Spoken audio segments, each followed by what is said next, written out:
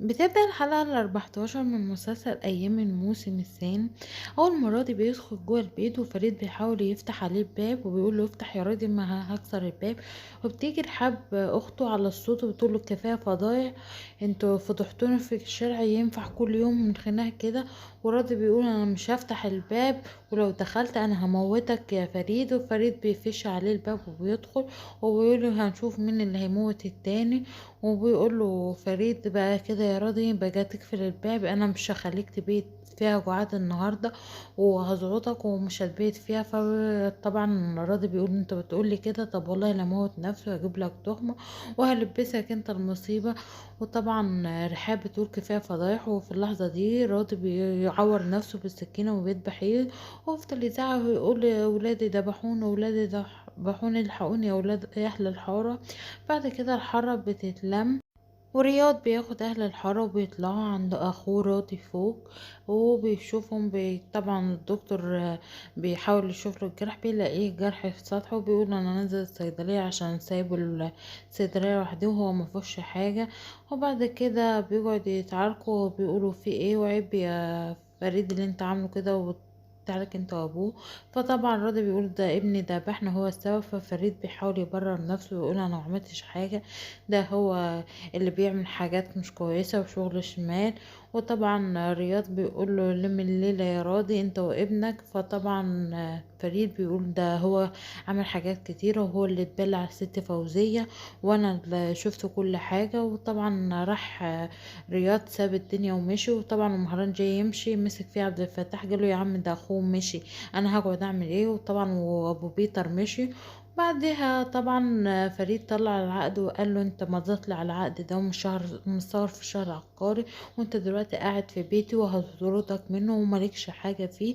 وطبعا رحاب كانت في حالة صدمة. وطبعا وفريد بيقول له انت مالكش عيش هنا تاني يا راضي وهتمشي من هنا. فطبعا رحاب كانت مصدومة خالص وبتحاول تتكلم مع فريد. اما رباب بتروح تقابل البنت نوسة وبتقول لها انت ما غير طلبت 20,000 جنيه بس. قالت لها اه، لو مش عاجبينك ال20,000 جنيه اخدهم انا لوحديا. فرباب قالت لها لا انت هتطلبي 50,000 جنيه، 35 ليا و15 ليك. فنوسة رفضت. قالت لها يا حبيبتي انا اللي السبب في ان انت عرفتي ايه اللي في العقد وانا اللي بقولك اطلبي من فريد الفلوس دي. فراحت نوسة قالت لها على فكرة انا اللي قلتلك العقد فيه ايه، انا عشان كده كنت مأمنة نفسي. راحت قالت لها رباب خلاص اطلبي 50,000 وشوفي هيقول لك ايه ورد عليها. قالت لها نوسة خلاص ماشي وسابتها ومشي. اما شوقي بيروحوا له اهل الحاره طبعا بيستلموا معاه وبيقولوا له ازيك يا شوقي اخبارك ايه؟ فشوقي بيقول لهم انا تمام انا كويس ان انتوا افتكرتوني. فقولوا له احنا نقدر ننساك يا شوقي، ده انت خيرك على الحاره كلها من كبيرها لصغيرها. وطبعا ابو يونس بيقول احنا منقدرش ننساك، ده انت خيرك مغرقنا. قال له الدكتور رائد على فكره الدكتور الالماني جاي وان شاء الله هنعمل لك العمليه وهتخف وهترجع تجف زي الأول. شوقي بيبقى فرحان ومبسوط وبيقول يا رب يحصل كده وبينادم على بنته رانيا وبيقول لها بشري أمه وقول لها إن الدكتور الألماني جاي وهجف زي الأول وهبقى أحسن من الأول.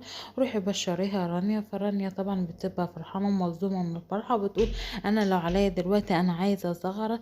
فطبعا ردوا عليها أهل الحارة قالوا لها طب إيه رأيك أنت يا شوقي أنت اللي تروح تبلغ مراتك بالخبر الحلو ده. فطبعا شوقي بيقول ده هي مش مضطرة ترد عليا.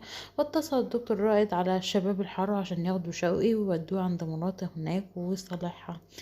اما يونس بيكلم هانيا وبيقول لها على موضوع القاعة. فهانيا بتقوله خلاص انا وقفت الشغل ده وانت الفترة الاخيرة مش مهتم بيا وبعيالك. فطبعا يونس اتعفر وقال لها انت ازاي تاخدي قرار زي ده؟ قالت له انا حرة ادي فلوس وانا حر وتناشي انت اهملني انا وعيالك وعشان كده احنا لنا الحق ان احنا نقعد معاك شوية.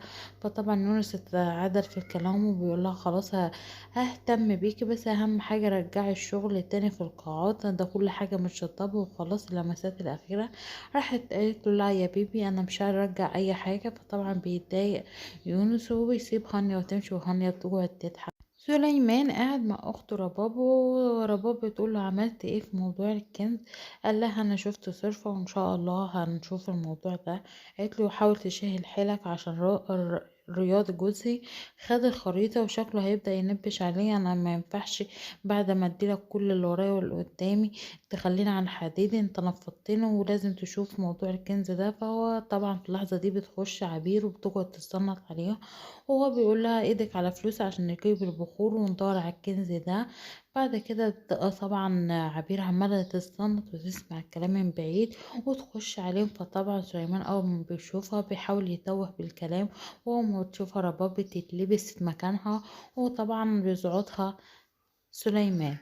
ورحاب بتطلع لأبوها الأكل من تحت العتبة أو من بره لبره كده، وبتقوله بلاش فضايح وأنا هحللك المشكلة وخليك قاعد هنا أحسن. لو فريد شافنا هيتعارك معاه. وبيطلع كريم ومراته وبيسلم عليهم راضي وبيقوله شوف اللي عمله فيا فريد، خد مني الشقة ورماني في الشارع واديني انا مش راضي. ينفع يا كريم تاخدني انام معاك؟ فكريم ما يرضاش وقاعد طبعا عمال يعاكس في مراته. فبيتضايق كريم وبيقول له مش هينفع يا عمي، احنا عرسان جداد. وبياخد مراته وبيطلع، ومراته يصعب عليها راضي. فبيقول لها ما تتكلميش خالص وهطلع افهمك. وبيقعد طبعا راضي نايم على الكرسي قدام الباب. رحاب بتقول لاخوها فريد انت بتستغفلني، زعطت من البيت وعملت لي حجة وروحي غيري الجو عشان تخلى بابوك لوحديه وتمضيه على البيت. انا ليا نص البيت ده ولازم تكتبوه له وتسجلوه له في الشهر عقاري. فرح قال لها فريد وانا هعمل بو ايه؟ البيت ده بيت كحيان من غير حيطان. راحت قالت له مش عليا انا الكلام ده يا فريد، انت هتسجل لي البيت ده يا اما هاخد ابوك وراح ابلغ فيك وهقول على كل حاجة وموضوع البنت اللي انت جبتها وخليتها تمضي ابوك بعد ما انت خططت. راح قال لها يا ستي ما تخافيش، انا مش هعمل اي حاجة، ده انت اخت حبيبتي وهديك منابك. قالت له هو شهر واحد بس. اما سليمان مراته بتسأله ايه موضوع البخور والفلوس دي، وايه موضوع ان انت مخلص لي فلوسك اول باول؟ انا سمعت كل حاجة وانا داخلة. فهو بيقول لها انت سمعتي؟ قالت له اه. راح قال لها ده انا كنت مستلف منها قرشين عشان اسافر، بس للاسف عطتهم لها وهي مش فاكرة وامال تعايرني بيهم. اما موضوع البخور ده هي عايزة تجيب شوية بخور تبخر بيهم البيت قال عشان يبقى كنز ومعرفش ايه، وعشان كده انا بقول لها ده كلام فاضي. فبتقوله طب بحاول تنزل تشتغل عشان ابويا متضايق من موضوع ان انت قاعد. راح قال لها ما انا خلاص هشارك يونس في المشروع اللي هو هيفتحه. اهل الحارة بيروحوا عشان يصالحوا شوقي ومراته. ومراته بتقول له انت اتهمتني في شرفه، وشرف ايه؟ بيحتذر له بيقول لها الشيطان كان اشطر. فمهران بيقول لها سامحيه، هو جاي يتأسف لك وهو ندمان على اللي هو عمله. والمسامح كريم، ده احنا داخلين على الايام المفترجة يا مغادة. ودكتور رائد بيقول لها خلاص هو عرف بغلطه، اهم حاجة ان هو اتأسف وتعتذر وانت سامحيه انت كمان. قالت بس هو طعني في شرفي وكان هيموتني ودب سكينة في قلبي. فطبعا سامي بيقول لها ما ينفعش كده يا مغادة، ده احنا شايلينه وجايبينه لك لحد هنا، انت لازم تتأسفي تقبلي اسفه. وهو خلاص عرف غلطه. وطبعا رانيا فرحانة خالص وبتقول اخيرا شمل العين هيتلم تاني وانا مبسوطة خالص. وطبعا ما تقدرش تقول اي حاجة، ده كانت هتتعفرت عليه وهي بعيدة عنه. وطبعا غادة بتقول ابويا طبعا ان شاء الله عمره ما هيكرر الغلط ده تاني، ده هو بيحبك يا ماما وبيثق فيك خالص. وطبعا غادة بتبقى فرحانة خالص ان العيلة اتلمت تاني. والدكتور رائد بيقول لها انت لسه برضو صممت على اللي في دماغك وهتكملي في الحمل ده. فمهران بيقول انا نصحتها كتير وطلبت ان هي تسقط بس هي مش راضية. وبتبقى غادة قاعدة متوترة وخايفة خالص. فطبعا بيقول لها ربنا يكمل لك حملك على خير يا بنتك، احنا مش هنتمنى لك اذية بس احنا كنا خايفين عليك. غادة بتحضر السحور لسامر وبتبقى تعبانة خالص. وبتيجي أم سامر وبتقول لها أبوك وأمك اتصالحوا ولا إيه يا غادة؟ فبتقول اه. وبتبقى تعبانة خالص. بتقول لها إيه الطلق جايلك ولا إيه؟ قالت لها مفيش، ده شوية صداع هيروح لحاله. راحت قالت لها طيب اقعدي، طيب ده أنا أفتكرك الطلق جالك. راحت قالت لها طلق إيه يا أم سامر؟ ده أنا لسه بقالي يومين بس في التاسع. قالت لها خلاص ماشي خشي ريحي انت جوه دلوقتي وانا هحضر الاكل للسامر. قالت لها مش هينفع، انا لازم انا لازم احضر لسامر الاكل، وبيجي سامر بيحاول يشدها جامد ويدخلها اوضه النوم وبيقول لها انا جوزك، تعالي انت مراتي. فام ورده بتقول له بس يا واد ده هي تعبانه سيبها، ده هي راسها وجعاها. فسامر بيقول راسك وجعاكي؟ فبتقول له بتقول له اه انا راسي وجعاها. فبيقول لها خلاص ماشي، خدي كل الحاجه دي وخشي ارتاحي، خلي اليح او الوجع يروح. وطبعا تبقى قاعدة تضحك خالص غادة. فطبعا أم سامر قالت لها شفت ده طيب وغلبان خالص.